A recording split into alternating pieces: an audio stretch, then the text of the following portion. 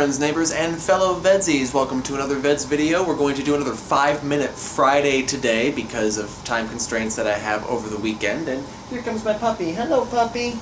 So today, the thing that I wanted to talk about for 5 minutes is storytelling classifications.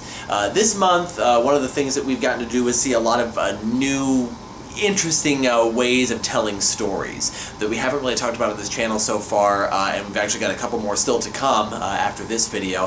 But storytelling is something that is not just confined to things like books and movies and theater. There are lots of different storytelling media that I like to look at in different ways on this channel, and I've been thinking about different ways to classify them besides just calling them books or movies or whatever.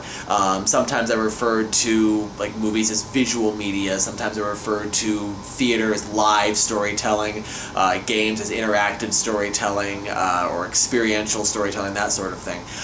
So I'm kind of working on a theory right now about classifying storytelling, and I kind of want to share some of my initial thoughts.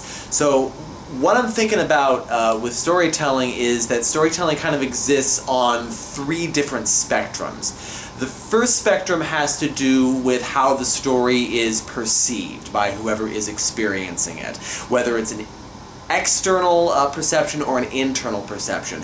External would be from the senses, so the story is presented so that you can see it and hear it. It's right there in front of you, and you perceive it through your sight and your hearing and so on. That would be things like, watching a movie or watching a television show or watching a play, that sort of thing. The other end of that spectrum, the extreme end of that spectrum, would be stories that are entirely internal, that are perceived just in your imagination. So you are told, like in a book, you are told what things look like and what things sound like, but you can't actually see or hear them, you can only imagine them.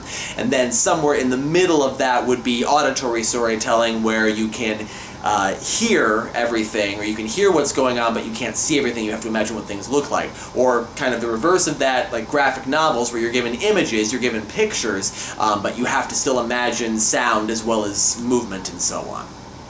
So the second spectrum is has to do with the fourth wall and the barrier between the person who's experiencing the story and the story itself.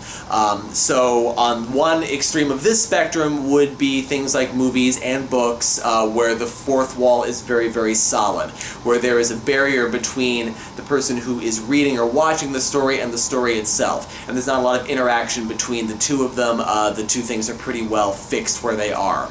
On the other end of that spectrum are stories where you are actually a participant in the story. You have to interact with the story, like with a game, for example. In order for the story to progress, you have to actually interact with it and participate with it.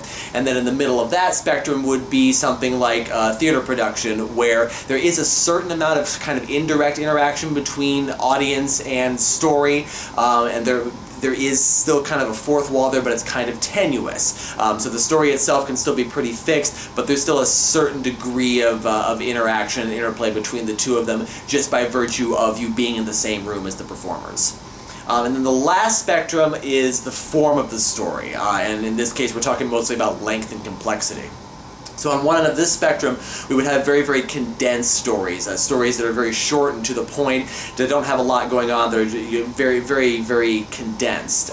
So like short stories, short films, one-act plays, that sort of thing. And then on the other end of this spectrum would be long-form storytelling, anything of a serial nature, where there's one big story told over the series of several individual episodes. So television series, audio dramas, serial audio dramas, comic books, and that sort of thing, anything of a serial nature.